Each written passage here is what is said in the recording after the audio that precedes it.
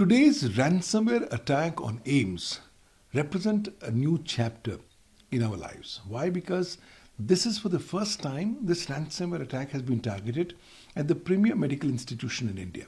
And why is this done?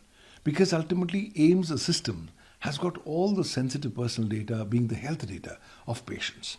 So AIIMS would have troves of medical data, which has been sought to be first attacked, and a copy of that would have been made, and then they have been encrypted using the ransomware attack. And as a result of this, the entire services, the digital services of AIIMS have been currently stopped, and only manual services are currently going on. And this actually represents one of the new kinds of cyber challenges that India as a nation is currently facing. Ransomware is not new. Every 11 seconds, one company is becoming a victim of a ransomware attack. But this kind of an attack, which is targeted at a premier medical institution like AIIMS, is possibly one of the first kinds here, but is also an indication of a new trend. That now cyber criminals and hackers are going to target India's critical information infrastructure. And if we are not going to have appropriate legal frameworks to deal with these kinds of challenges, we will have immense problems. And therefore the need has come that we must go ahead and strengthen the governmental systems and governmental data, because government is the biggest depository of the data of citizens.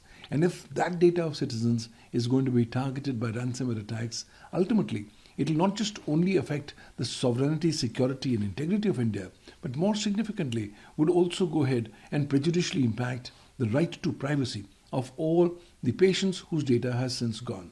This is the new normal. We will now have to be prepared for the same. And increasingly, these kind of attacks will be targeted to diminish the value of Indian cyber sovereignty. The time has come that India now needs to take a stronger legal approach on how to deal with the legal challenges of ransomware, and also enhance appropriate capacities amongst all digital stakeholders. It's time that we should start inculcating cybersecurity as a way of life. It's time that India requires a dedicated new legal framework and a dedicated law on cybersecurity, because if that is not going to be coming in, no affected party is going to have any effective remedies, and therefore all onus will be on the government on how it wants to proceed forward in this regard.